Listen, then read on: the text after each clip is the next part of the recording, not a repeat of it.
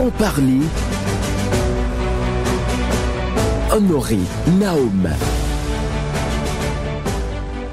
Bonjour à toutes et à tous. Si vous venez de nous rejoindre, vous êtes câblé 94.3 Radio Cotonou. Merci pour la fidélité. Le tourisme se définit comme un phénomène social, culturel et économique qui suppose des mouvements de personnes vers des pays ou des lieux situés en dehors de leur environnement habituel.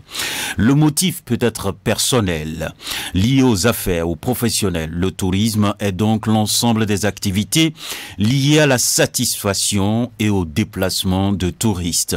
À l'échelle mondiale, il est vu comme un levier efficace pour la réalisation des objectifs de croissance durable, de résorption, bien entendu, du chômage et de réduction de la pauvreté.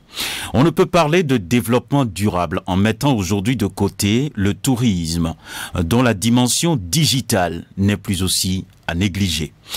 Qui dit tourisme dit forcément attractivité. Pour la destination Bénin, le gouvernement Talon pose des actes depuis 8 ans. Sur la dominicale de vérité et franc-parler, nous recevons un expert consultant pour analyser, bien entendu, les actes qui ont été posés pour repositionner le Bénin sur le plan touristique. Il fera donc une analyse comparative avec les pays de la sous-région. Monsieur Guy Johnson, bonjour à vous.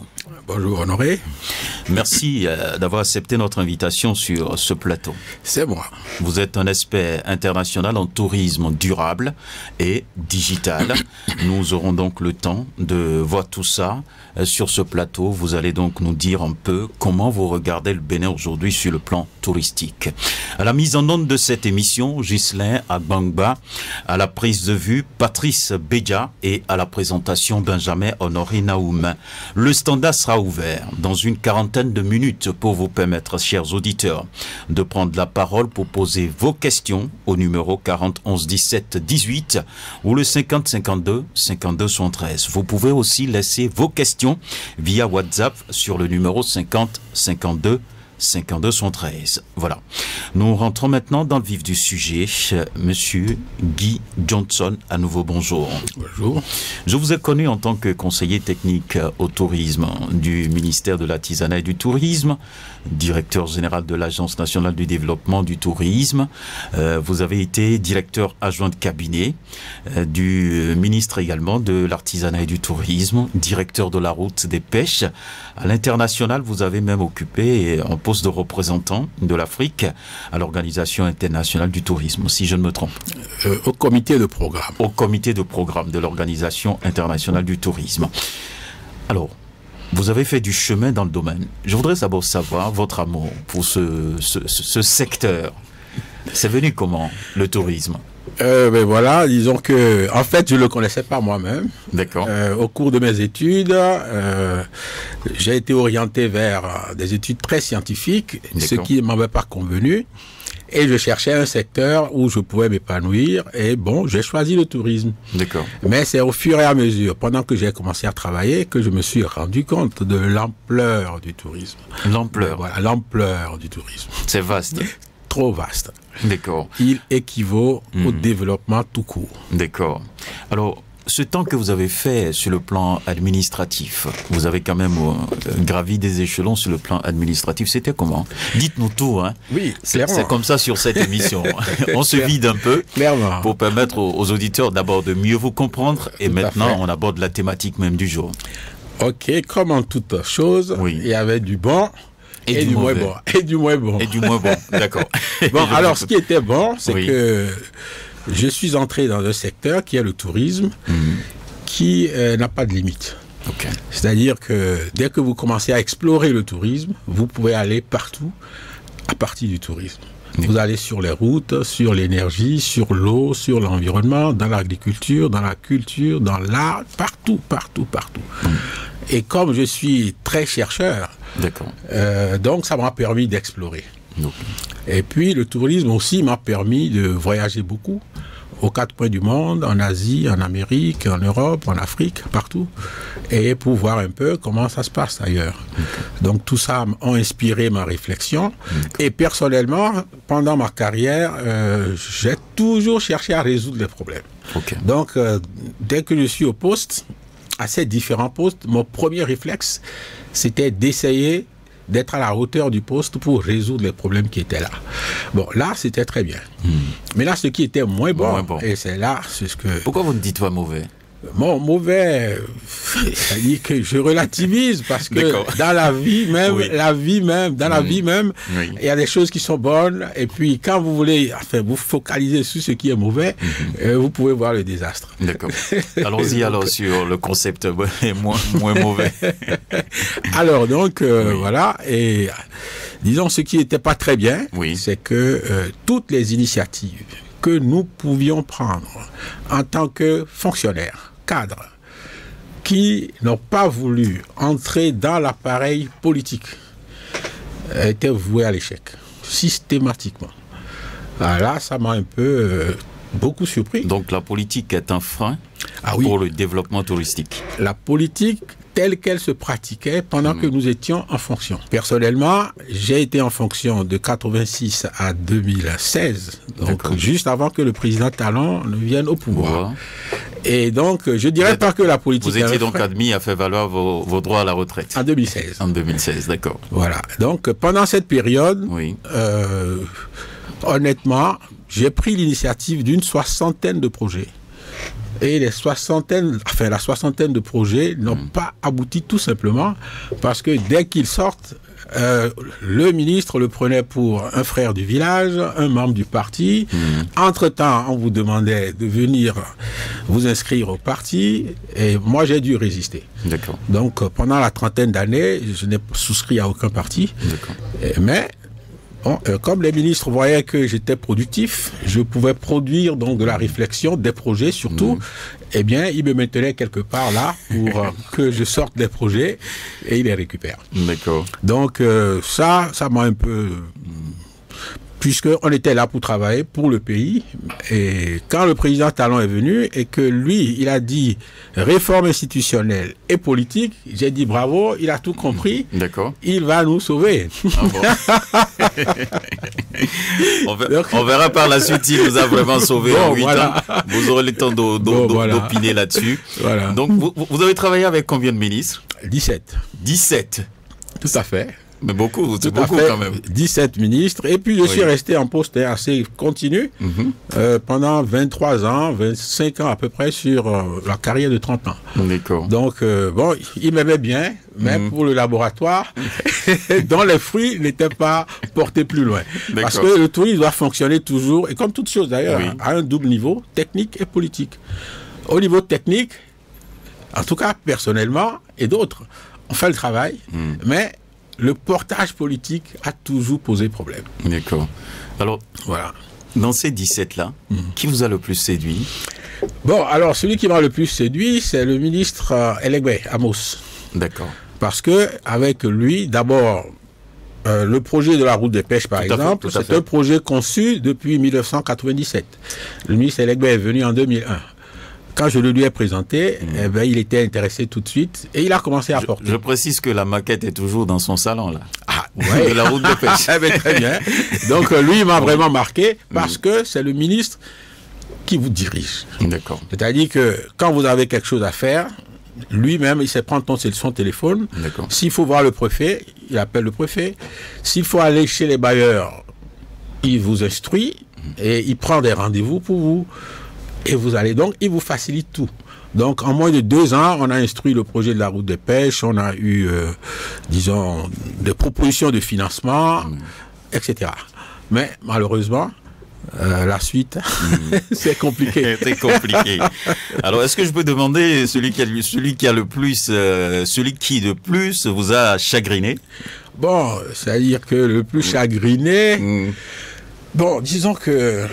C'est une question difficile? Non, c'est pas si difficile que ça. C'est-à-dire que, bon, par exemple, la route des pêches, non pas la route des pêches, après la route des pêches, j'ai pris une initiative mondiale pour le développement du tourisme du continent, qui a été approuvée par tous les ministres d'Afrique et tous les ministres du monde. Je dirais même les gouvernements du monde. Sauf le Béninois. Non, le Bénin, c'est parti du Bénin. Ah d'accord. Oui, cette initiative a été portée par le Bénin. Et 6 ministres ont donné leur signature. Mais le problème est que ils donnent leur signature, mais dans le fond, ils ne veulent pas. Alors, celui qui m'a chagriné, c'est le ministre Abimbola. Ah bon. Parce que oui, on avait un accord avec le PNUD sur mon initiative que le PNUD veut porter. Tous les PNUD du monde veulent entrer dedans. On était à l'île Maurice, le PNUD île Maurice a dit mais je veux être dans cette initiative.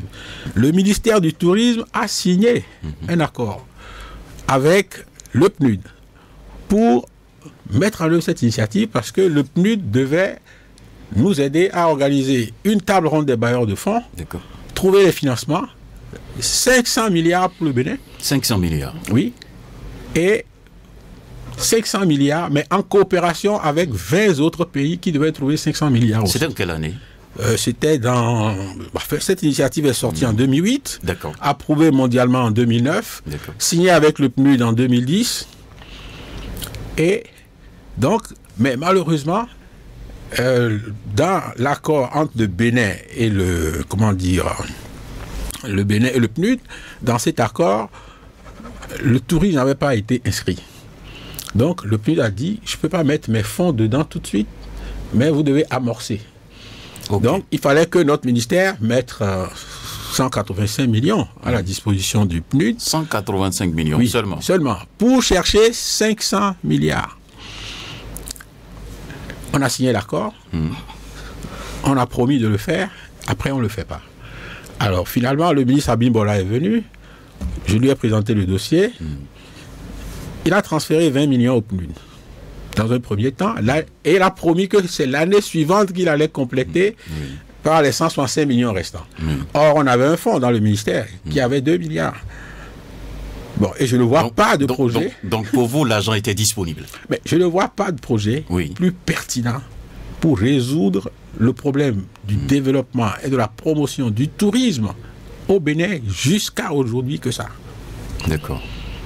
Donc, les fonds étaient disponibles. C'est une question de priorité. Voilà. Donc, les fonds étaient disponibles. Alors, la deuxième année maintenant, j'ai attiré l'attention du ministre sur le fait qu'il avait promis que cette année, il débloquerait les 165 millions restants. Le ministre a écrit oui sur le document en instruisant le directeur du fonds pour décaisser l'argent. C'est ça. Ça, c'était à 4 jours du conseil d'administration du fonds. À 4 jours. 4 jours. Mais je pressentais qu'il y aurait toujours un coup derrière. C'est ça. Et ça, je pense que cette mentalité qui fait que quand on est sur les questions de développement, on n'est pas un code de conduite. C'est très grave. Parce qu'on peut faire 100 ans. Si on est dans les entourloupes, dans ce genre de jeu, eh bien, que nous ne disions pas que nous voudrions développer. C'est pas vrai. C'est pas possible. Ah, c'est pas possible. Donc, je pressentais ça. Donc, j'ai parlé avec le président des hôteliers. J'ai dit, puisque lui, il est au conseil d'administration, j'ai dit, OK, monsieur, voici les instructions du ministre au directeur. Vous êtes administrateur. Ce projet, c'est à vous que ça bénéficie.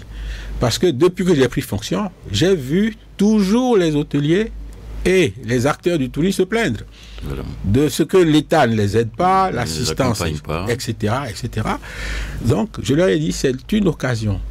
Parce que, personnellement, aux différents postes que j'ai occupés, je me suis rendu compte qu'il manquait en fait 3 choses pour que le secteur se développe. Alors, ces 3 choses, c'était déjà la volonté politique. D'accord. Et j'ai dit tout à l'heure qu'elle était un frein. Et ce n'est pas moi seul qui l'ai dit. J'ai entendu même des bailleurs de fonds le dire à des ministres en ma présence qui n'ont pas pu se défendre. Bon, alors donc, j'ai dit, veille à ce qu'il n'y ait pas un coup autour de cette affaire. Mais quand il est arrivé au conseil d'administration, le dossier n'était pas à l'ordre du jour. Mais dis donc. Il l'a demandé. Et il a demandé, mais on lui a dit non, que ce n'est pas à l'ordre du jour.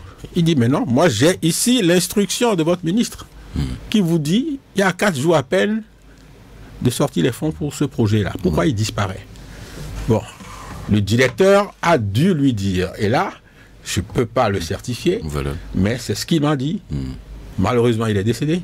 Le directeur lui a dit que c'est le ministre qui a téléphoné pour lui dire de ne pas faire. Donc, on écrit faites, mais pas derrière, on donne les la instructions signature contraires. de l'autorité Oui. n'est pas une signature. C'est ça. Pour moi, ça a été... Et vous avez connu des cas comme ça? Énormément. Mais j'ai une tonne de signatures. Oui. Qui Sur n'ont- ce dossier, je peux en mettre sur la table 30, 50 D'accord. internationales, mais qui ne sont pas respectées. Totalement. Bon, donc ça m'a marqué. Donc j'ai vu que, honnêtement, il serait difficile de faire quelque chose. Si on ne peut pas respecter, Dans l'administration, si il n'y a pas de code de conduite. il n'y a pas de code de conduite et que ceux qui donnent leur signature ne les respectent pas. C'est ça. Bon, nous, les cadres, qu'est-ce que nous pouvons? Nous ne pouvons rien du tout. Parce que nous c'est pouvons faire le l'autorité qui travail, décide. mais c'est lui qui a le pouvoir de décision. Ils ont tous les pouvoirs. Décision, nomination, évaluation, révocation, signature. Ils ont tous les pouvoirs. Vous en avez connu une fois, révocation? Comment? Révocation? Mais bien sûr. Ah bon? Mais bien sûr. Racontez-nous en une minute seulement, c'était sur quoi? Bon, voilà, disons qu'en fait, c'est que, Oui. bon, quand on m'a nommé tout de suite directeur du tourisme, Ok. il y a beaucoup de gens qui n'ont pas accepté. Bon, pourquoi? Parce que dans l'administration, dans notre administration, disons, mes dossiers administratifs n'étaient pas complètement à jour. En fait, j'étais un cadre A1, D'accord. mais j'étais reclassé A3. Ok. Et en tant que cadre reclassé A3, vous savez, les Béninois, ils aiment bien les diplômes, ils aiment bien les grades, et ils aiment bien faire la guerre autour de tout ça. Quelles que soient vos compétences, quelle que soit l'efficacité que vous déployez, ils vont te dire que non, tu n'as pas tel grade, tu n'as pas... Bon, bref, dans tous les cas, ils se sont mis à attaquer ça. Le directeur, il y avait un directeur dans l'administration aussi qui me paralysait au niveau des finances, D'accord. qui m'empêchait d'avoir droit au reclassement auquel j'avais droit en fait. Bon, lui, il a fallu que j'aille le menacer finalement, Oh bon. avant que finalement il le signe, qu'il le signe et que finalement j'ai mes droits. Ok. Et que bon, mais en temps, il y a un ministre qui me dit qu'elle s'est appuyée sur ça pour m'enlever du poste. Bon, et donc elle m'a donné le temps d'aller faire mes courses D'accord. et d'aller régler ça. Et puis après, ça, c'est revenu. Ok. Et puis, bon, avec beaucoup de chance, sur 30 ans de carrière, je suis resté en poste, comme j'ai dit, pendant 23 ans, à 25 ans. Et Dieu merci. D'accord. Merci beaucoup à vous. Alors, je voudrais savoir, quand on parle de notion de potentialité touristique, OK. qu'est-ce qu'on y met concrètement? Alors, quand on parle de potentialité touristique, déjà, on se réfère, disons, à la matière première du tourisme. Il y en a deux, essentiellement, qui sont la nature et la culture. D'accord. Mais en plus de cette... La nature et la culture. C'est-à-dire tout ce que la nature a donné de façon naturelle, Nature. et la culture, tout ce que l'homme a créé de façon matérielle et même immatérielle. D'accord. Donc, la combinaison de ces deux sont les piliers du tourisme. Bon, maintenant, pour les amener au niveau potentialité, il faut encore d'autres facteurs comme les infrastructures, la compétitivité, l'électricité, l'eau, les facilitations, tout ce qui permet au tourisme donc de se réaliser de façon... Donc, si dans un pays, on coupe régulièrement le courant, ça impacte le tourisme. Absolument. Si on coupe le courant, c'est comme on a fait un événement au Bénin ici, où le secrétaire général adjoint de l'Organisation mondiale du tourisme est venu. Mais comme justement l'événement n'a pas été très bien préparé, eh bien quand il est venu, il n'a pas trouvé un hôtel dans les hôtels qui sont dans la zone résidentielle. On l'a amené loin, loin, à 15 km de Cotonou. Et la nuit, il n'avait pas d'électricité. Il a raconté ça à tout le monde. C'est terrible. Voilà. Donc, c'est ce qu'il faut retenir pour... Voilà. Et le Bénin dispose de quoi? Comme potentialité? Oui, touristique. Bon, les potentialités touristiques, vous avez vu un peu si on prend les 8 projets phares du gouvernement, il les a judicieusement implantés dans des zones où il y a de fortes potentialités. D'accord. Bon, je prends Ouida.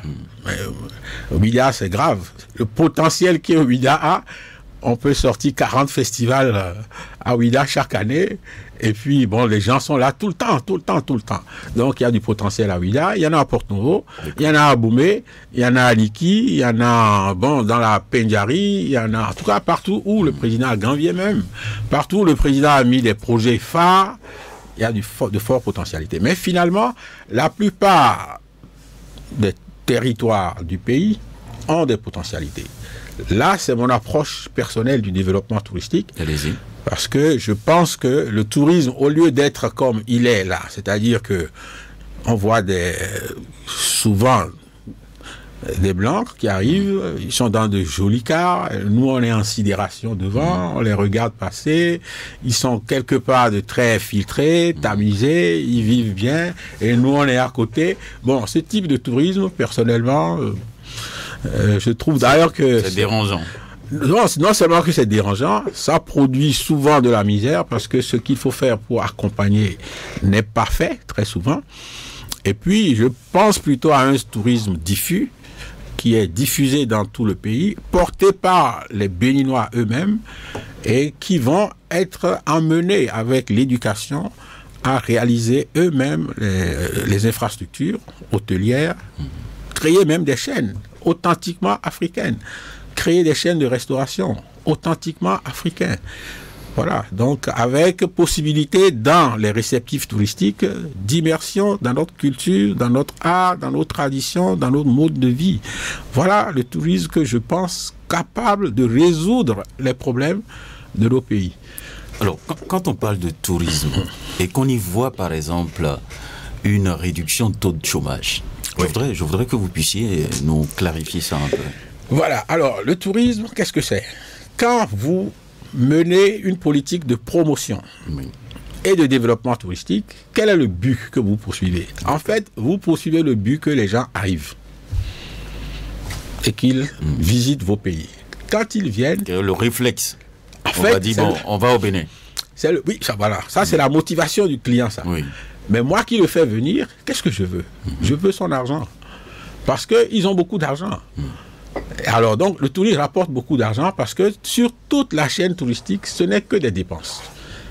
Il vient, pour venir même, il va prendre un avion, ou bien il va prendre un autocar, ou bien un train, ou un bateau. Mais pour venir, il a commencé à dépenser l'argent. Maintenant, si j'ai pas de compagnie aérienne, c'est quelqu'un d'autre qui va même pour faire les papiers déjà, il dépense de l'argent. Bon, pour faire les papiers, pour prendre le visa et autres. Bon, alors il est transporté, il vient, il va à l'hôtel, il va encore dépenser. Il va manger. Il ne fait que dépenser. S'il veut sortir de là, il prend un transport local. S'il va visiter quelque part, il dépense. Il entre dans un marché, il achète, il dépense. C'est cet argent-là que tout le monde cherche. Et met en place des plans pour développer le tourisme. À partir de cet argent, mais après, vous résolvez tous les autres problèmes. Parce que l'argent se diffuse dans toute l'économie si il y a une chaîne de valeur touristique capable de capter. Donc, vous verrez que les pays qui ont, disons, un système touristique diversifié, un système économique diversifié aussi, mais ces pays-là tirent beaucoup plus avantage du tourisme. Et c'est pourquoi il est toujours recommandé de valoriser les matériaux locaux, de valoriser sa gastronomie, de valoriser tout ce qu'on produit localement dans le tourisme, parce que c'est de l'exportation à domicile. Vous êtes chez vous, mais vous gagnez des devises comme si vous avez exporté. Or, vous voyez très bien les difficultés que nos pays ont toujours à exporter. Et quand vous dites donc toutes ces potentialités dont le Bénin dispose, quand vous faites l'analyse comparative avec les autres pays de la sous-région, on est quand même dans une communauté. Est-ce que vous voyez vraiment le Bénin très positionné ou bien on est vraiment à la traîne? Bon, alors, donc, comme je dis, sur les ressources naturelles et culturelles, ce que la nature a donné, si vous regardez les plages du Bénin, elles sont formidables. J'ai vu des plages en Italie, mais il y avait des cailloux plutôt que le sable très fin, très propre. Et depuis que le gouvernement actuel est là et que les plages sont nettoyées, mais on voit que c'est particulièrement beau. Donc, voilà, il y a la mer. Si c'est sain, Et les autres pays aussi ont des ressources. Hein, comme, bon, maintenant, en comparaison, on a fait des études parfois qui ont comparé celles du Togo, celles du Sénégal, etc. au Bénin, bon, du Ghana. Il y a des avantages comparatifs favorables des uns par rapport aux autres. Mais les ressources seules ne suffisent pas. Après, il faut tout ce que vous pouvez faire pour valoriser, disons, ces ressources-là. Et c'est là qu'intervient maintenant la politique économique du pays, la politique d'infrastructure, la politique d'éducation, la politique de santé, la politique d'assainissement, toutes les politiques que l'on fait pour valoriser. Alors, le Bénin avait toujours été un peu à la traîne, hein, puisque, comme j'ai dit tout à l'heure, nous n'avons pas de bon comportement de gestion. Sur les projets. Sur les projets et surtout, donc on a des mentalités, nous-mêmes on les déplore, hein, mais personne ne dit jamais que c'est lui qui fait. Mais tout le monde déplore que nos mentalités sont des freins pour nous. Et jusqu'à ce que le président Talon lui-même prenne comme pilier de son programme de société la réforme politique et la réforme institutionnelle, et qu'il s'y soit attelé, on voit bien que parmi les politiciens eux-mêmes, ils savent bien où se trouve le problème. Et donc, quand vous avez des problèmes à ces niveaux, il n'y a pas de chance que vous vous en sortiez. D'accord. Voilà, donc c'est ça. Donc, par rapport aux autres pays, on était souvent en retard sur le développement général. C'est ça. Bon, on avait une belle démocratie, on parlait beaucoup, et puis, etc. Mais derrière, on ne faisait pas le travail. Et puisqu'on ne faisait pas le travail, bon, on n'avait pas de belles routes, on n'avait pas de l'électricité, on n'avait pas l'eau, l'assainissement n'était pas évident, l'environnement n'était pas propre, les écoles ne sont pas forcément bonnes, et ainsi de suite. C'est une conséquence. Hein. Si on ne crée pas de la richesse, ou si on ne se comporte pas bien, on ne peut pas coopérer pour trouver la richesse. D'accord. Voilà. Alors, quand on prend le secteur touristique, quels sont les acteurs clés pour vraiment assurer le développement touristique dans notre pays? Quels sont les acteurs clés qu'on doit retrouver? Bon, alors le premier acteur clé, c'est le président de la République lui-même. Le président? Oui. Directement? Mais c'est lui parce que le tourisme est si ramifié. Le tourisme s'imbrique dans tout. Il n'y a pas un seul secteur qu'on peut prendre dans la vie sociale et économique et dire que celui-là ne concourt pas d'une manière ou d'une autre au tourisme. Il n'y en a pas un seul. Bon, donc, et quand vous allez voir les comptes économiques du tourisme, vous verrez que, mais parfois même, pas parfois, les gens vont jusqu'à chiffrer, bon, l'essence qui a été achetée, l'avion, la pièce de l'avion, la quote-part de l'avion que vous avez pris, comment il a concouru à la recette touristique ou aux dépenses touristiques. Donc, tout est dedans. D'accord. Alors, donc, voilà. En dehors du président, on a qui? Bon, le président, quand il est venu, il a bien commencé en mettant une agence sous sa présidence, c'est-à-dire que directement reliée à lui. Mais un certain temps, mais après, j'ai vu qu'il a retransféré le tourisme au ministère du Tourisme, et pour moi, ça, c'est une erreur stratégique. Ah bon? Ah oui. Parce que bon, il aurait dû vraiment fonctionner, aller à fond avec l'agence, c'est ça? C'est-à-dire que, logiquement, mais le président, vous savez comment il fonctionne. Il est pressé, il veut vite faire les choses, et quand il demande, si vous ne lui donnez pas du grain à moudre, bon, il va penser qu'il n'y a pas de grain à moudre. D'accord. Donc, je crois que c'est ce qui est arrivé. Je ne sais pas exactement ce qui est arrivé, mais j'ai vu que l'agence présidentielle, au départ, était entre les mains du président de la République. Mais après, il a cédé au ministère du Tourisme. Pourquoi? Alors que le ministre du Tourisme n'a pas le poids politique pour faire bouger les lignes. Si on doit faire une route vers un site, le ministre du Tourisme va négocier avec son collègue des transports. Le président de la République va lui donner une instruction. Vous voyez la différence? D'accord. C'est la même chose pour l'environnement. C'est la même chose pour tous les maillons, pour la santé, tout ce qui concourt au tourisme. Quand c'est dans les mains du président, eh bien, ça bouge. Bon, quand c'est dans les mains des ministres, souvent même, les ministres n'ont pas les connaissances et leurs équipes, hein, je veux dire. Ils n'ont pas les connaissances qu'il faut pour construire un relationnel opérationnel avec les autres ministères concernés pour que les choses fonctionnent. Mais même dans ce cas, ça n'a pas le poids d'un président de la République. Donc, le président de la République est le premier acteur. Le deuxième acteur, c'est l'ensemble de son gouvernement. Le troisième acteur, c'est le ministre du Tourisme. Le quatrième acteur, ce sont les ministères connexes au tourisme. Ok. C'est-à-dire tous les autres ministères. Dont les stratégies ou les actions impactent d'une manière ou d'une autre le tourisme. Voilà. Le ministre du Tourisme, on dit je viens pour la chasse au Bénin, la chasse sportive. Mais la chasse sportive est sous le ministre de l'Environnement ou du Développement rural. Ouais.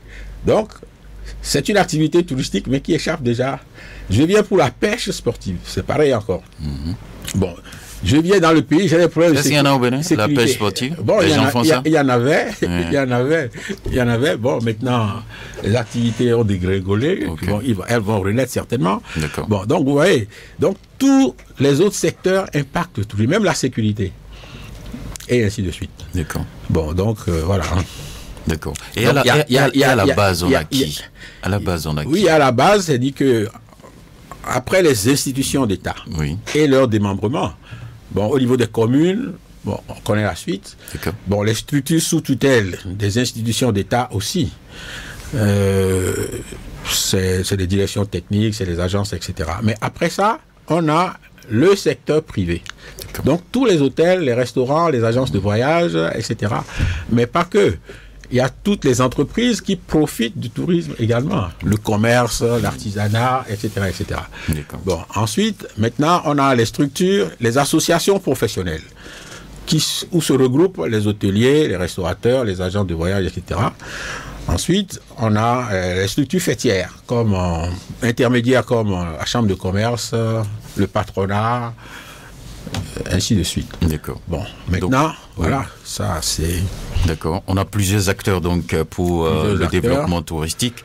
Alors, le gouvernement de Patrice Talon, quand le président Patrice Talon a pris les commandes, on a vu très clairement que dans les projets touristiques qui ont été élaborés, il a beaucoup plus fait appel à l'expertise étrangère pour conduire un certain nombre de projets, pour véritablement faire des études, pour la réalisation des projets et tout sur le plan touristique. Est-ce que pour vous, c'était une bonne stratégie? C'est une bonne stratégie. D'accord.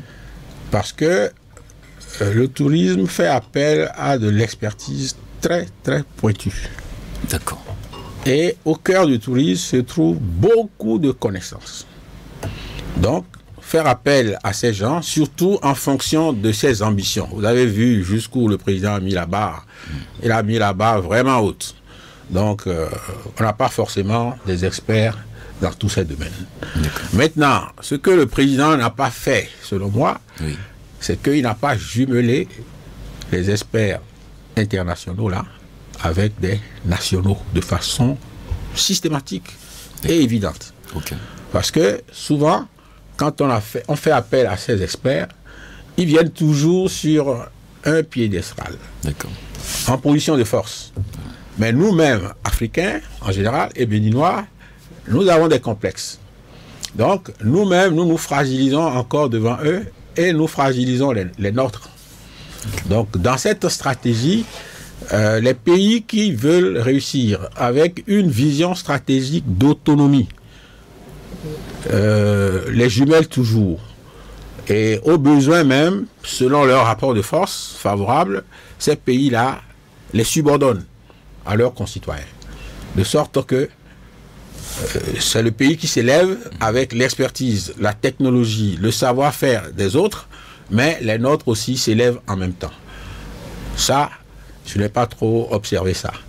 Bon, par contre, j'ai vu aussi que parfois, on fait appel à des experts internationaux. Et là, je dis prétendument internationaux. Ils ne sont pas forcément compétents. D'accord.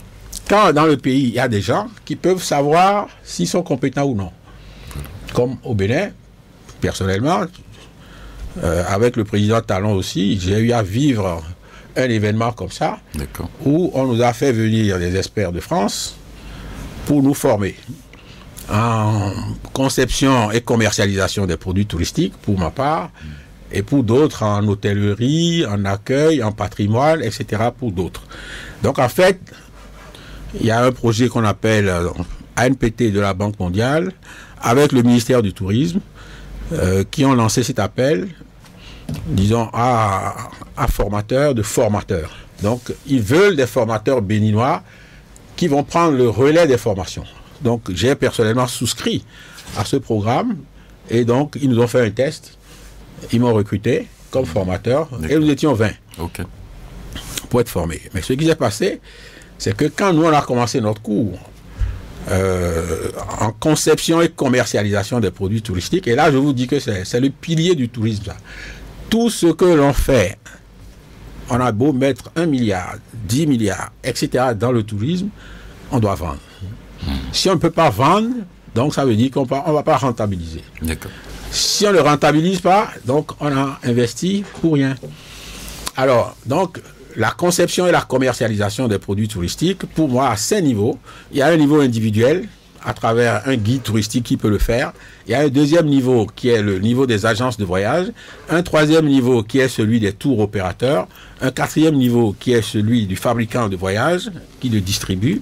Et puis, un cinquième niveau, qui est celui de la destination complète. Alors, donc, ces formateurs sont venus et ils ont commencé les formations. Et dans mon programme, personnellement, je me suis rendu compte que, j'ai demandé au formateur, mais est-ce que nous avons le digital au cœur? Il m'a dit non. J'ai dit, c'est pas possible. Parce que nous, au Bénin, on avait déjà lancé un programme de digital au Bénin, dans le tourisme, depuis déjà 12 ans. Bon, alors, 12 ans. Oui, depuis 12 ans. Depuis 2009, la Conférence des Nations Unies pour le commerce et le développement nous a initiés à cette affaire. Et c'était l'occasion pour moi de découvrir, mais au fond, il y avait un potentiel énorme dans le tourisme digital. Et que nous étions vraiment ignorants de tout ça. Mais la conférence a créé une dynamique, on devait former des gens du ministère des Affaires étrangères, des Finances, des territoires, des communes, etc. On a fait tout ça en 2009, 2010. Bon, et puis maintenant, 12 ans après, en 2022, on nous amène des gens de France qui ne peuvent pas nous enseigner le digital. Donc j'ai demandé à mon formateur, mais il y a quelque chose qui ne va pas. Non, il m'a dit non, que ce n'est pas dans le programme. Pas dans le programme. Non, c'est pas dans le contrat. D'accord. Ah, c'est pas dans le contrat. Pas dans le contrat. Je dis, mais c'est pas possible. Si c'est pas dans le contrat, alors je regarde le cahier des charges de ce que nous devions faire et je vois que à la fin de cette formation, nous devrions être capables de concevoir et de commercialiser les produits touristiques. Je dis, ben, si c'est pas dedans, c'est que nous ne serons pas capables. Voilà. Or, nous sommes destinés à aller former 600, 700 autres personnes. Donc, comment ça va se passer? Alors, ce qui se passe ici maintenant, donc, peut être considéré comme une introduction, puisqu'il me dit que c'est dans un autre module qui vient après. Mais il vient quand? Il dit non, que ça va venir, on n'a pas encore de contrat dessus. D'accord. Bon, ça, j'ai pas trouvé ça normal. Et puis, après, j'ai eu l'occasion, au cours d'une réunion avec le projet de la Banque mondiale en question, l'ANPT, le ministère et les formateurs même, de souligner qu'il y avait un problème à ce niveau-là. Alors, la coordinatrice du projet au niveau de la Banque mondiale était étonnée. Elle dit, mais comment ils ont fait ça? Et qu'elle devait organiser une réunion pour qu'on puisse voir ce qui s'est passé. Mais cette réunion n'a jamais eu lieu. Bon, et moi, j'ai même écrit à la coordinatrice et à toute l'équipe coordinatrice de ce programme-là. Et j'ai pas eu de réponse là-dessus. Et j'ai personnellement estimé que vraiment, je perdais mon temps si je reste dans un programme avec du périmètre comme ça, qui vient de France. Parce que donc, on vous dit parfois que les gens viennent de France, ils viennent d'ailleurs, mais et qui sont internationaux. C'est pas toujours la crème. C'est pas toujours la crème. Et aussi, j'ai encore une autre anecdote sur les internationaux. Allez-y. Et quand le programme du président a commencé tout de suite, il y avait un grand groupe international qui était sur les projets.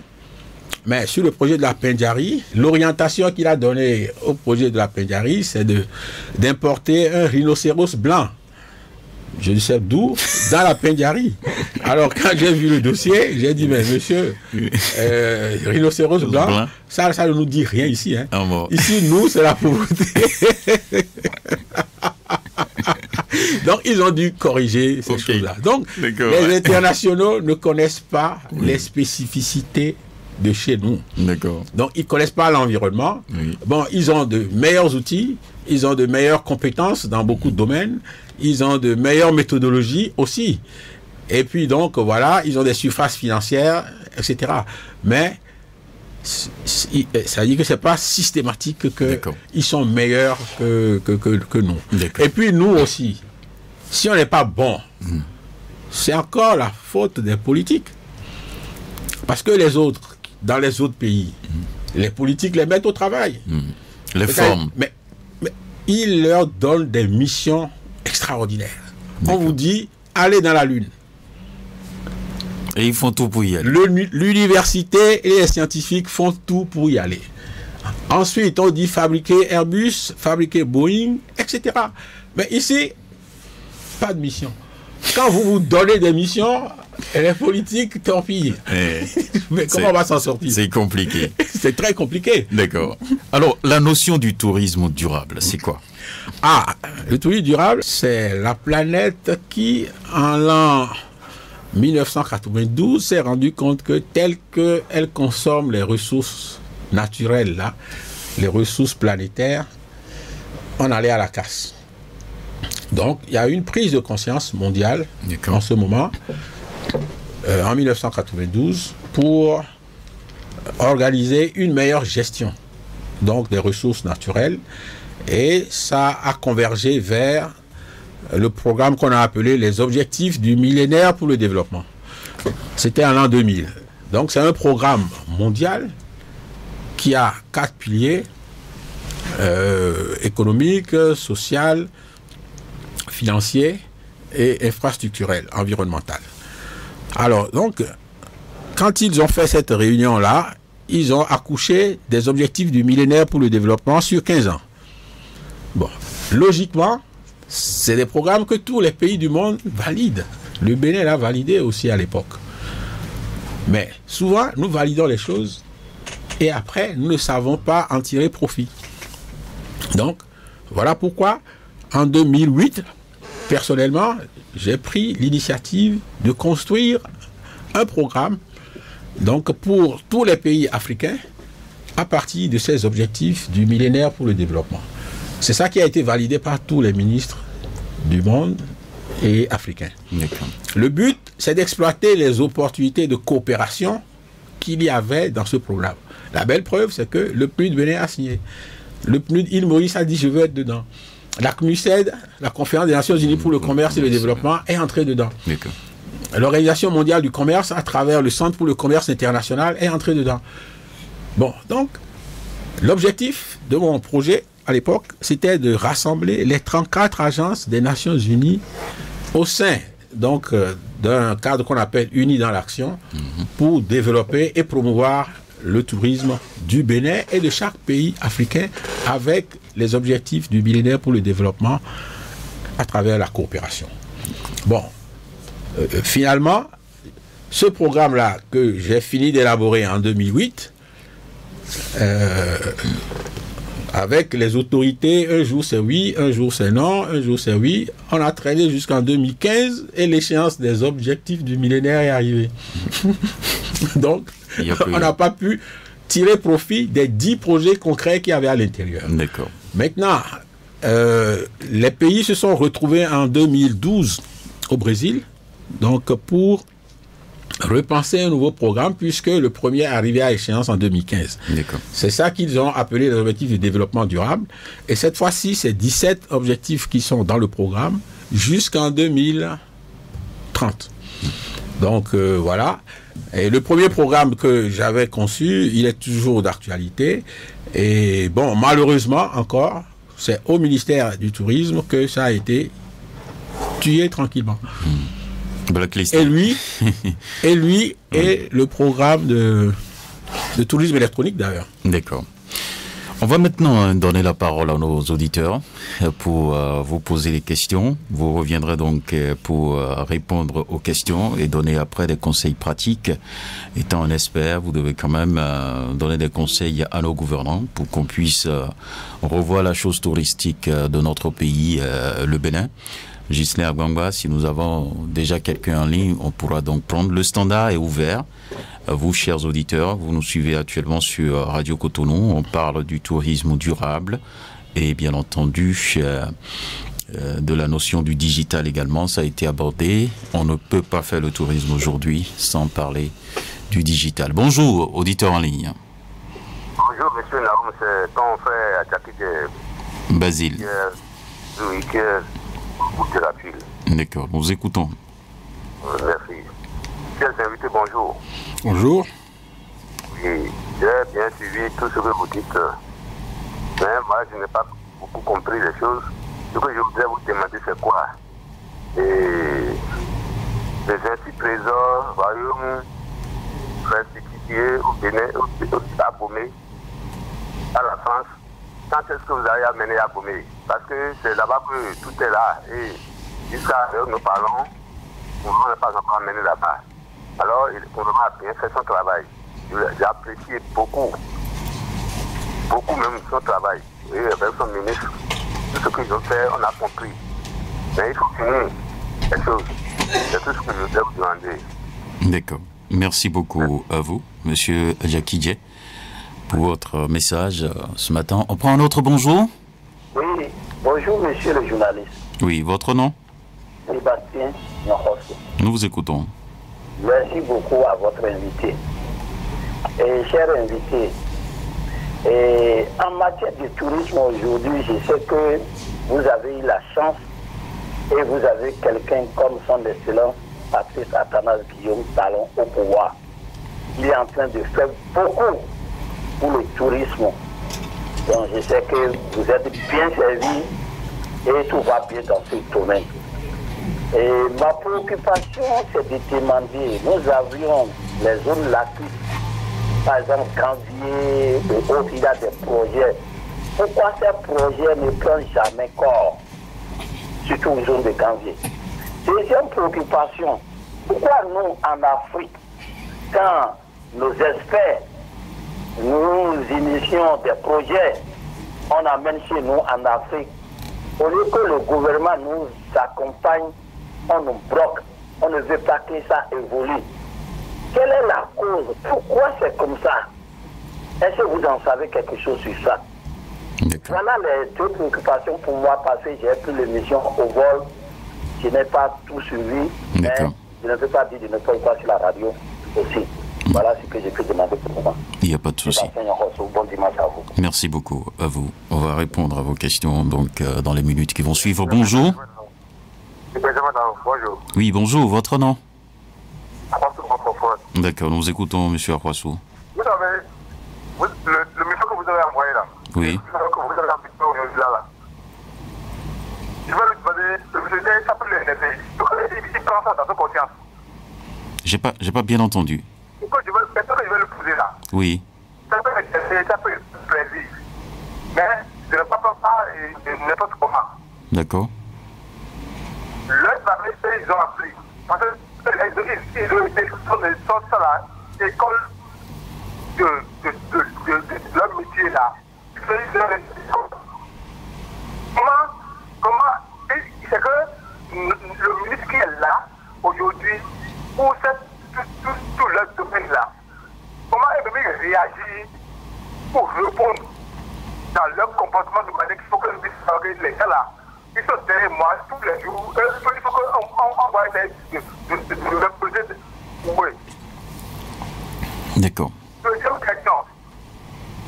S'ils ont continué de travailler, est-ce qu'ils ont encore une survie derrière eux? Et les gens qui travaillent là, derrière eux là, est-ce qu'ils ont encore une survie pour travailler? Parce que chaque fois, on dit qu'ils ont créé une cité ici, un musée ici, et ils ont créé tout ici là. D'abord, ils ont amené beaucoup de choses d'intérêt aujourd'hui. D'accord. Et de leur manière, comment on peut faire, et les gens qui s'intéressent pour venir là, comment on peut introduire, ça peut être une bonne chose pour vous, pour nous, pour tous nos enfants, on va trouver ça demain. Parce que c'est ce que nous avons amené, c'est pas qu'après 3 jours, 4 jours, on dit, ça ne peut pas au Bénin, on va aller au Burkina, aller voir les Burkinabés, parce que le Burkina, pour toujours, ils portent les gens pour toujours, et ils vont porter à Oukava d'ici. D'accord. Merci beaucoup à vous, Roi Froide Nous allons poursuivre avec un autre intervenant. Quelqu'un d'autre est en ligne? D'accord. Je crois que le standard reste ouvert. Bonjour. On m'appelle Simon Natis Kholonou. D'accord, monsieur Kholonou. Je voudrais dire bonjour et merci à votre invité. D'accord. Pour avoir apporté, parce qu'il a apporté beaucoup d'informations dans le monde au niveau du tourisme. Ok. Je vais poser une seule question. La question était est-ce que vous pensez que le tourisme peut jouer le même rôle sur le plan de la plus-value financière que le pétrole ou les minéraux que nous avons très peu au Bénin? C'est la première question. Mais ce que je suis, un exemple, comment cela peut se faire? Je vous donne un exemple pour que ça évolue. Je vous remercie beaucoup et bonne journée à vous. D'accord. Merci beaucoup à vous, monsieur Narcisse Kholonou, pour vos questions ce matin. Le standard reste ouvert pour recevoir vos questions. Si vous avez des questions pour monsieur Guy Johnson, un expert dans le domaine du tourisme qui est avec nous aujourd'hui pour parler du développement touristique. Et oui, vous êtes peut-être acteur de tourisme au Bénin si vous êtes en ligne. Vous pouvez donc nous appeler. Je rappelle les numéros 40 11 17 18 ou le 50 52 52 73. Pour nous joindre, vous pouvez également nous laisser des messages via WhatsApp sur véritablement notre numéro 50 52 52 73. S'il n'y a pas d'autres intervenants, on revient donc pour l'instant au studio et commencer à répondre aux questions des journalistes, des auditeurs. Monsieur Guy Johnson, le premier intervenant, Basile Adjakidje, qui parle des trésors restitués. Il demande quand ça va venir. Il y a quelqu'un d'autre venu? D'accord. Quand est-ce que ça va venir à Bomé? C'est ce que lui, il attend. Selon vous, est-ce que vous avez des informations sur ça? Bon, alors donc, par rapport à ça, je pense que ce serait mieux qu'il s'adresse aux officiels. C'est ça. Donc, au ministère du Tourisme. S'il va là-bas, il va trouver certainement des interlocuteurs pour lui répondre à cette question. Oui. Moi, je suis à la retraite depuis 7 ans, donc je ne suis pas dans le ministère. Alors, comment vous aviez vécu cette période de restitution des trésors? C'était formidable. Oui. Voilà un bel exemple Oui. de développement du tourisme national. D'accord. Où tout le pays était parti à la présidence pour aller voir ces trésors-là. Mais c'est formidable. Maintenant, là, c'était dans la gratuité. Or, le tourisme interne, mais c'est le tourisme le plus important. J'ai vu les statistiques. Oui. En Europe, il y a 2018, les statistiques du tourisme intérieur s'élevaient à 9 milliards et quelques d'arrivées. Parce que beaucoup pensent que quand on dit tourisme, là, ce sont les étrangers qui viennent. Exactement. Alors que chaque jour, nous posons des actes touristiques. Bon, voilà. Si bien que en Europe, avec les statistiques là, le volume des arrivées de tourisme intérieur est multiplié par 6. C'est 6 fois plus que le tourisme de gens qui viennent de l'extérieur, qui était à 1,4 milliard, là où il était à 9 milliards. D'accord. Maintenant, les recettes touristiques. Le tourisme intérieur représentait 75% des recettes touristiques. Alors, pourquoi nous prenons l'option du tourisme où les gens vont devoir venir, là où nous savons bien que c'est bien rémunérateur, ils payent beaucoup, etc. Mais on peut tout aussi bien combiner le développement du tourisme intérieur que le tourisme. Donc, la restitution des biens était formidable. D'accord. Le grand mouvement, le grand intérêt qu'il y avait autour. Vous auriez souhaité qu'on mette l'entrée à 500 francs ou à 1000 francs et qu'on aurait pu empocher quand même beaucoup d'argent, c'est ça? Non, pas du tout. D'accord. C'est-à-dire que tel que c'était gratuit, c'était bien. D'accord. Mais je dis que... Maintenant, il faut commercialiser. Non, il faut avoir une stratégie nationale pour le développement du tourisme intérieur, dont on s'occupe aussi bien que la stratégie pour le tourisme international. Vous voyez, souvent, ce qui arrive, c'est quoi? Vous avez vu, l'Europe, quand on a eu le Covid-19... On a un auditeur, on va le prendre. Bonjour. Bonjour, excellent journaliste, monsieur Naoum. Paul Chaudaton. Que Dieu te protège. Nous vous écoutons. Ainsi que ton invité, je vous salue. D'accord. Dans un pays où l'insécurité, quand on parle du tourisme, l'insécurité règne au nord et que le nord n'est pas totalement sécurisé, est-ce que vous pensez que les étrangers viendront jusqu'à aller visiter nos parcs et que ça va nous produire de richesse? C'est la toute question que c'est ma toute simple question que je voudrais vous poser. D'accord. Avoir tous les développements faits là. Parce que dans les pays où il y a l'insécurité à ce niveau et qu'on ne s'occupe pas de ça véritablement, est-ce que ça peut propulser les étrangers à venir visiter le Nord? C'est bon. D'accord. Donc, veuillez me répondre à ça. D'accord, merci. Merci à vous, Paul Chaudaton, pour votre question. On revient donc pour poursuivre sur les trésors royaux. Voilà, donc au même titre que l'on donne de l'importance au tourisme intérieur international, Oui. Il faut donner aussi de l'importance au tourisme intérieur qui, en général, charrie beaucoup plus de touristes et de visiteurs que le tourisme international. C'est beaucoup plus rentable. Beaucoup plus rentable, c'est à analyser. Oui, voilà. Mais dans tous les cas, c'est avec moins de risques. D'accord. Les investissements ne sont pas toujours aussi lourds et c'est plus sûr. Parce que quand on a eu la Covid-19, vous avez vu, tous les hôtels, les flux ont chuté. Les réservations ont été annulées de toutes parts.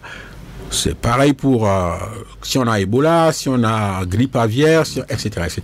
Donc si on a même du terrorisme, vous avez vu, on a de l'insécurité. Oui. Oui, c'est ces phénomènes qui mettent le tourisme à risque. Et quand c'est comme ça, souvent après, la tactique de repli, c'est de s'appuyer sur le tourisme interne, alors qu'on n'avait pas habitué les gens à le faire.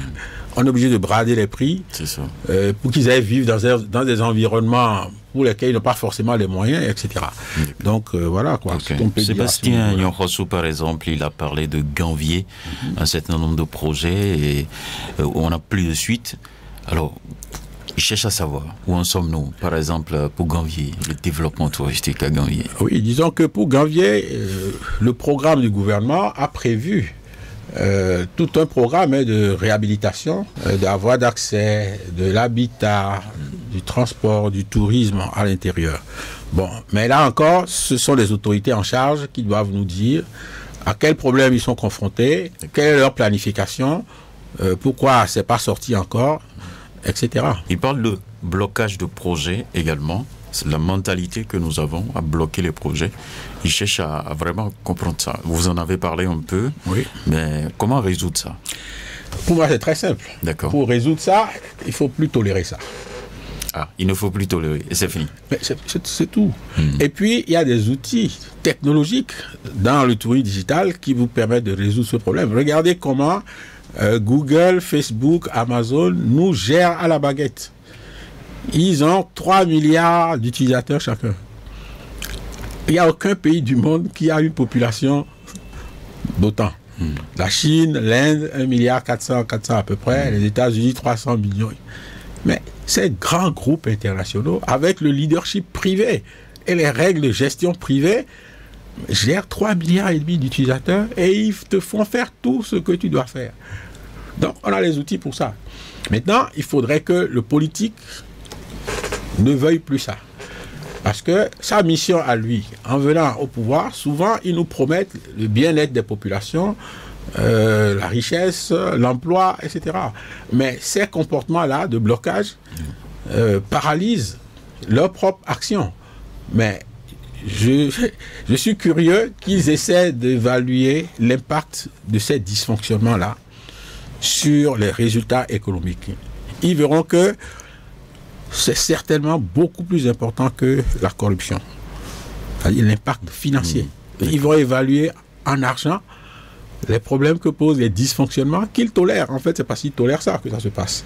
Parce que pendant que moi j'étais en fonction, j'ai vu des ministres qui ne toléraient pas certaines choses, personne ne faisait ça. Tout le monde était mis au pas. Mais par contre, il y en a d'autres, eux-mêmes, c'est eux qui soutenaient ces choses-là. Et ça se passait. Donc, comment les agents eux-mêmes se comportent avec les ministres? Le personnel du ministère, les nommés ou les promus politiquement et autres, comment ces gens-là se comportent pour qu'on ne puisse pas atteindre les objectifs? Non, ça dit que si on n'atteint pas les objectifs, vous avez vu le président Talon, quand il est venu, Il a dit, pour atteindre mes objectifs, voilà ce que moi je vais faire. Quand il a fait, lui il est en train d'atteindre ses objectifs. Bon, on déplore que il aurait pu nous fédérer autour de sa volonté. D'accord. Pour que ce soit ensemble. Lui, il est en train d'exécuter son plan. Il est en train d'exécuter son plan et tu ne peux pas le bloquer. Mais si tu me bloques, moi, en fait, indirectement, tu le bloques. Voilà. Parce que la promesse de prospérité individuelle et collective qu'il a fait au peuple, c'est certain que lui seul ne peut jamais travailler pour réaliser cette promesse-là. Ça, c'est vrai. Bon, mais malheureusement, il s'est circonscrit dans un cercle où sa volonté énorme que nous admirons ne nous aide pas, nous, à faire avancer nos projets, malheureusement. D'accord. Donc, voilà quoi. Ok. Donc, pour vous, c'est la tête qui compte. Ah oui. C'est d'abord ça. Absolument. Voilà. Et puis les règles maintenant, parce que après la tête, il faut avoir les moyens de stratégie qu'il faut. Parce qu'avant ça, on va parler aussi du suivi. Hein. Il a dit, mais comment on organise le suivi? Il y a des projets et autres, mais comment on suit tout ça? Mais c'est ce que je vous dis. Quand je vous ai donné l'exemple avec le numérique, des GAFAM, Google, Facebook, Amazon, ils ne suivent pas leur projet. Ils suivent. À la baguette, à l'instant. Moi, je travaille parfois avec certains d'entre eux. Lorsque je demande une assistance, le jour même j'ai demandé l'assistance, je l'ai reçu. Le jour là. C'est pas demain.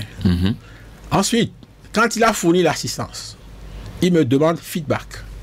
Dis-moi, qu'est-ce que tu en penses? Deuxième chose. Troisième chose maintenant. Si lui-même veut s'assurer que il t'a donné une bonne assistance, il demande à quelqu'un de t'appeler. Mais la personne qui t'a appelé est enregistrée. Donc, il te dit, écoute, je suis enregistré. Donc, parce que mon patron veut savoir quel est le feedback. C'est-à-dire, il veut savoir comment j'ai fourni cette prestation en termes de qualité de service.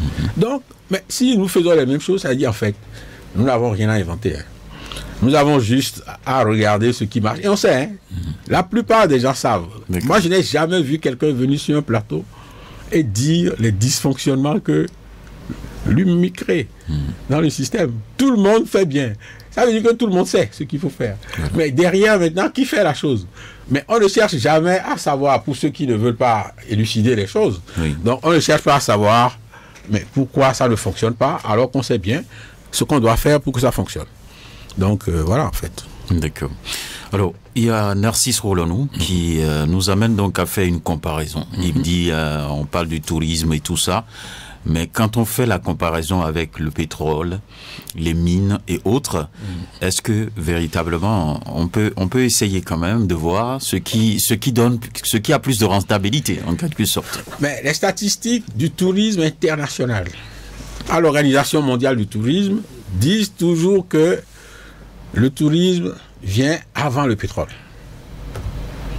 Le poids touristique. Et vous allez voir que les pays pétroliers, comme l'Arabie Saoudite, comme Dubaï, etc., pour diversifier leur économie, qu'est-ce qu'ils font? Tourisme.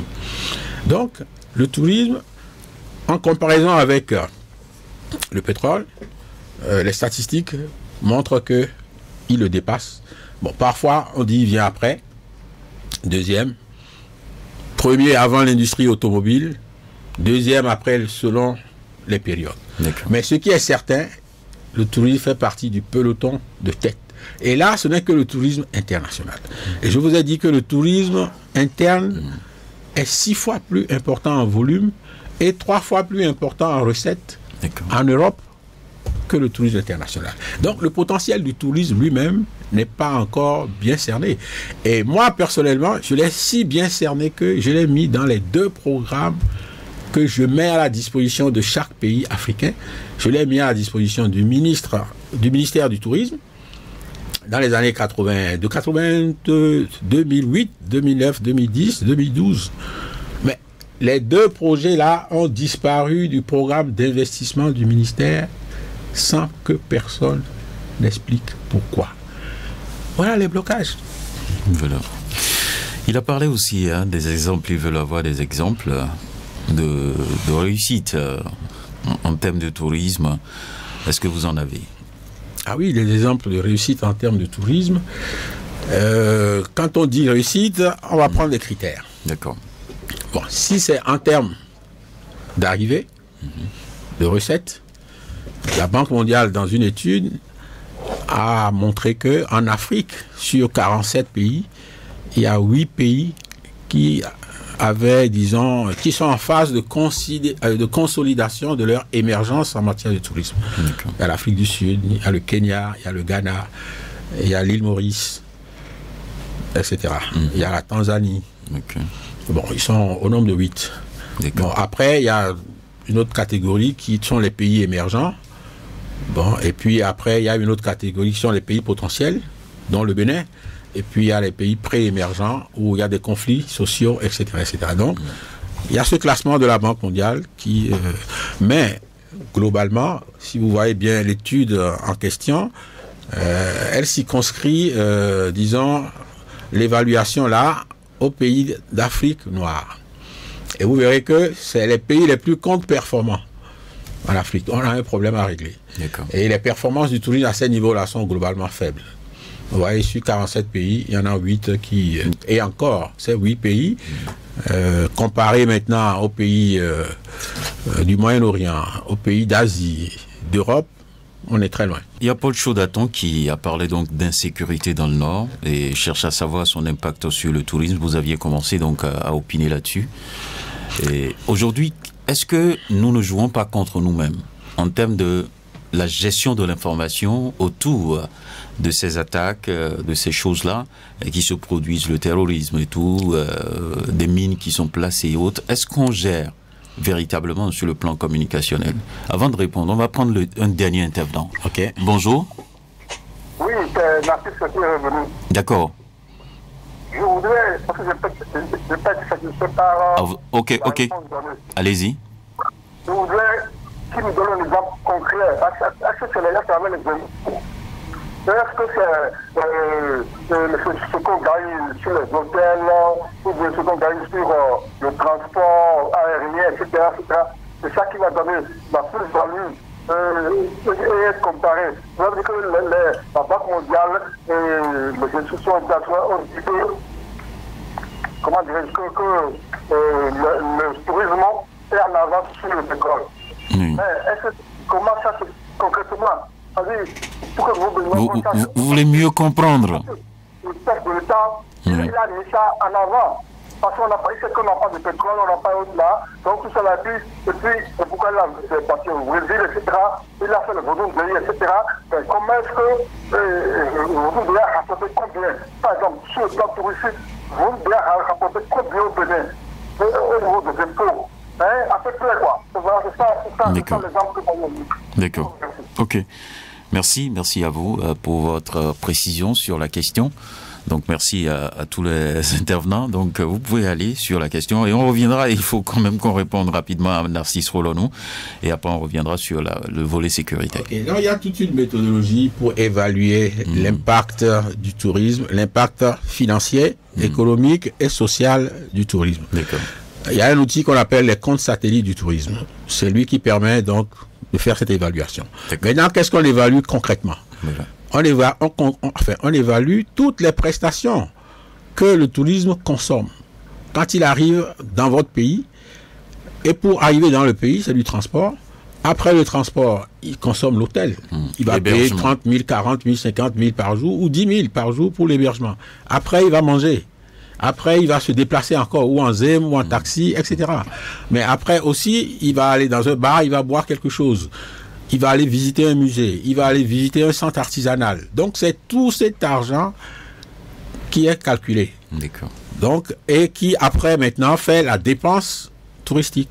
Okay. Sur cette dépense touristique, une partie s'est déjà diffusée dans l'économie.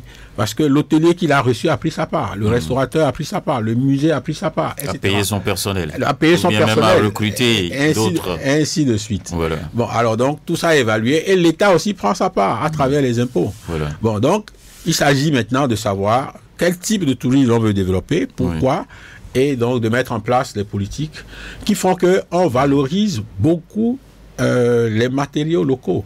Par exemple, souvent, qu'est-ce que nous faisons? Nous importons des fromages, nous importons du martini, nous importons toutes les boissons, disons, européennes, là, au lieu de donner du chapalo, de donner du hatan, etc., à nos touristes. Naturellement, si nous faisons comme ça, et que nous ne positionnons pas, par exemple, notre gastronomie, où l'igname est moins cher, et puis nous voulons servir le fromage importé, vous voyez que c'est nous-mêmes qui sommes en train donc de faire fuir nos ressources. Bon, si nous voulons développer le tourisme et que nous faisons appel à des experts étrangers qui coûtent très cher, au lieu de former nos experts et de les développer, au lieu de s'appuyer sur nos propres experts aussi, parce que c'est pas pour dire que on n'a pas besoin des experts étrangers, mais on doit avoir une vision d'autonomie. Est-ce que tout le temps nous aurons besoin des experts étrangers? Non. Donc, quand on commence aujourd'hui, nos experts doivent commencer à être formés dès aujourd'hui. D'accord. Voilà, donc... Voilà. Alors, sur le plan sécurité, je demandais, mais est-ce que nous-mêmes, est-ce qu'on gère pas mal les choses en termes d'information? Parce que tout ce que nous disons, tout ce que nous relayons, c'est à l'échelle internationale. Donc, on nous suit partout. Qu'est-ce qu'on fait? Qu'est-ce qu'on fait véritablement pour ne pas tuer le tourisme à cause du terrorisme et autres? Bien sûr, c'est-à-dire que vous avez parfaitement raison. Il y a ce qu'on appelle la communication de crise. Donc, quand vous avez la crise, il y a des experts qui vont vous donner les ficelles pour faire la communication de crise. Mais dans tous les cas, nos pays, souvent, subissent. Ils subissent, disons, les conflits géopolitiques que des plus forts et des plus grands que eux créent. C'est pas forcément eux-mêmes. On a vu les efforts que le gouvernement a fait sur la sécurité. D'avoir démultiplié les commissariats, les unités de sécurité dans presque tous les arrondissements, c'était pas le cas. Bon, d'avoir doté les commissariats de matériel, etc. Donc, il y a des efforts qui se font. Bon, naturellement, quand les efforts là sont faits et que les questions géopolitiques s'invitent dans votre pays, vous avez des difficultés. Mais, comme Naoum le dit, face à tout ça, il faut aussi faire une gestion de la communication. De la communication liée à cette crise pour que les impacts négatifs ne nuisent pas aux efforts que vous faites. Vous voyez, c'est un peu ce que je disais quand je disais le tourisme intérieur. Si c'est des touristes internationaux et qu'il y a la crise, eux ne viendront plus. Si la stratégie est axée rien que sur eux, vous voyez bien qu'il y a déjà des risques que vous partagez là. Donc, il faut en même temps coupler avec le tourisme national où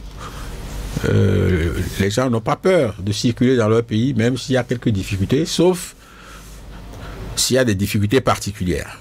Mais les autres pays aussi, on a vu, même la France, les États-Unis, on voit des attentats. Tous les jours aux États-Unis, on entend qu'il y a eu fusillade, on a tué les enfants dans les écoles. Chaque population, enfin, chaque citoyen dispose de près de 2 armes, lui seul, et ainsi de suite. Bon, chacun a ses problèmes. Donc c'est à nous de gérer nos problèmes, mais les problèmes de sécurité ne doivent pas nous empêcher, nous Béninois, de continuer à vivre notre vie économique. Nous devons les gérer avec les stratégies de gestion de la communication de crise à mettre en place. D'accord. Il y a des questions donc via WhatsApp. Il y a quelqu'un ici qui s'appelle Sunil. Il dit dans le PAG, où en est-on avec la mise en valeur de la basse et moyenne vallée de l'Ouémé? Bon, là c'est un projet agricole. Mais est-ce que ça peut avoir un impact touristique? D'accord. Oui, ça dit que, vous voyez le tourisme, je prends par exemple un pays comme la France. C'est un pays qui a une population d'environ 70 millions d'habitants, mais qui reçoit 85 à 90 millions de touristes. Donc, on dit que la France reçoit autant de touristes, sinon plus que d'habitants. Ça veut dire quoi? Ça veut dire que ces gens doivent manger aussi. Donc, il y a un besoin additionnel d'agriculture. Donc, si la basse vallée produit des produits locaux, des produits locaux, mais on peut mettre ça en valeur pour capter des ça va nourrir les touristes. Donc, maintenant, il y a des visites touristiques qui peuvent être faites aussi dans la basse vallée comme attraction touristique. D'accord. On fait visiter les enfants, les écoles, pour découvrir comment se produit tel ou tel produit. Voilà, exactement. D'accord. Bon, donc, ça peut aller dans ce sens-là. Ok, il y a Galbert Binazon qui pose une question. Il dit « Bonjour, cher invité. Qu'en pensez-vous réellement du tourisme béninois en ce temps de rupture? Oui. C'est carrément un sujet de thèse. Le tourisme béninois, oui. En ce temps de rupture, je vais le prendre sur l'ambition du président, sur la qualité des programmes qui sont en train d'être mis en place. Je vais le prendre aussi sur les résultats économiques que c'est en train de donner. Je vais le prendre aussi sur la stratégie que je vois derrière les projets qui sont en train d'être faits, etc., etc. Bon, alors donc, si je prends l'ambition, vraiment, elle est formidable. Si je prends la volonté de réaliser, aussi, bon, la qualité des projets qui sont en cours de développement, oui, mais j'avais déjà déploré que ça se fasse sans les experts nationaux pour certains projets. Et puis, ça se fait aussi sans valoriser les projets nationaux. Là, la rupture, c'est ce que je disais tout à l'heure. Le président Talon est venu en disant « Je vais faire la réforme politique » et ici à Attelé, bon, c'est difficile. Ça, c'est des choix difficiles que la plupart des politiques ne prennent pas. Mais lui, il a pris. Bon, avec plus ou moins de bonheur. Mais ça fait son chemin. Maintenant, la réforme institutionnelle. Là également, nous qui avons travaillé, personnellement, on avait vécu ça. Où je vous ai dit, j'ai proposé 60 projets récupérés et rien à bouger, enterré tout simplement. Maintenant, sous la rupture, oui. Je dis que j'ai été amené donc à participer à des formations où on me sert du périmé.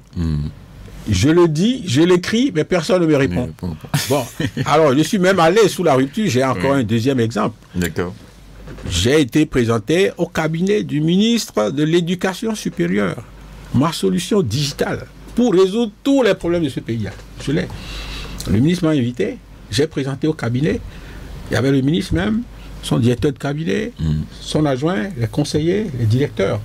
Quand j'ai fini, ils ont trouvé ça intéressant. Ils m'ont invité à faire un rapport de 5 pages sur le projet, ce que je leur ai transmis en septembre 2021.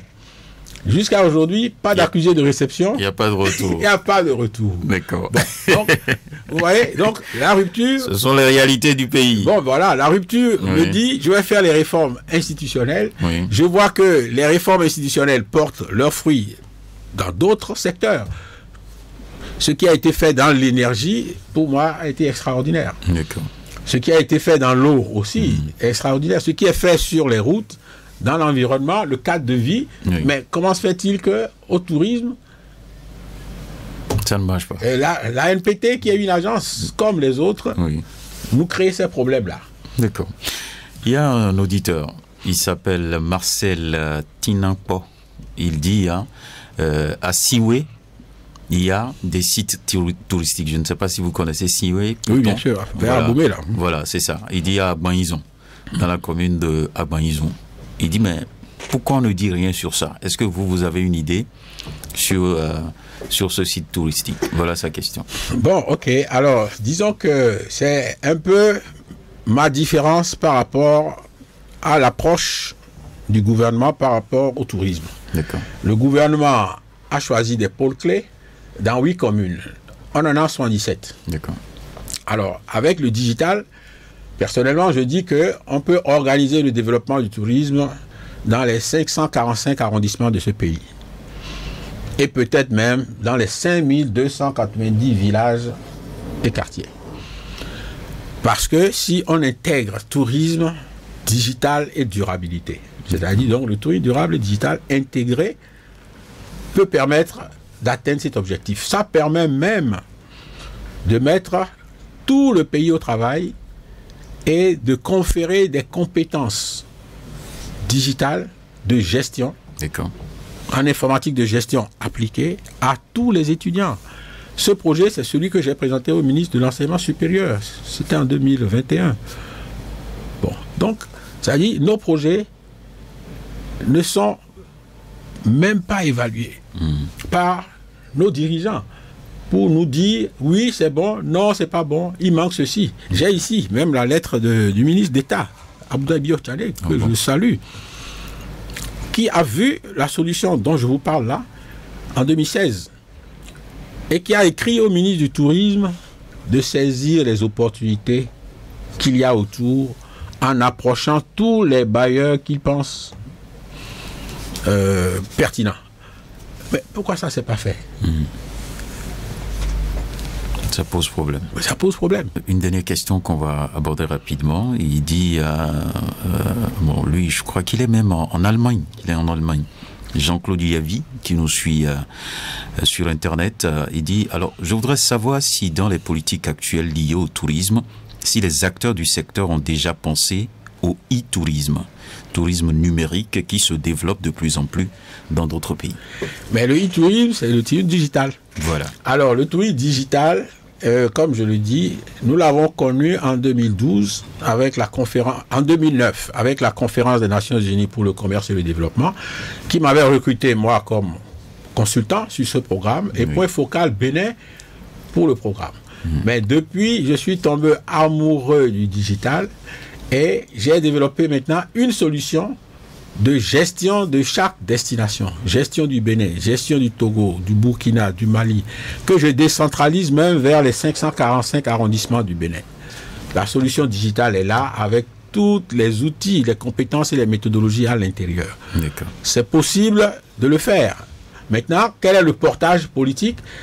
En France, aux États-Unis, nous voyons comment les gens chouchoutent leurs inventeurs, les personnes qui créent et donc et qui les portent. J'ai vu un petit enfant de 23 ans en Hollande la dernière fois, il a dit mais je veux enlever tous les sachets plastiques qu'il y a dans la mer. Immédiatement on lui a donné des budgets, on lui a donné des experts et ce petit s'est mis au travail.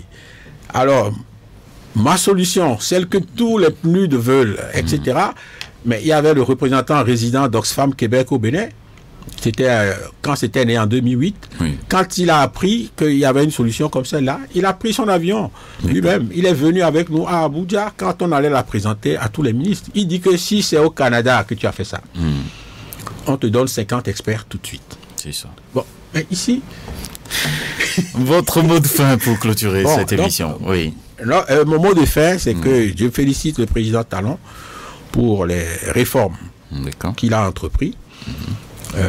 Institutionnelle, politique, qui, bon, j'exclus la politique parce qu'elle n'est pas dans mon domaine personnellement, mais dans les réformes institutionnelles, je vois que ça marche ailleurs.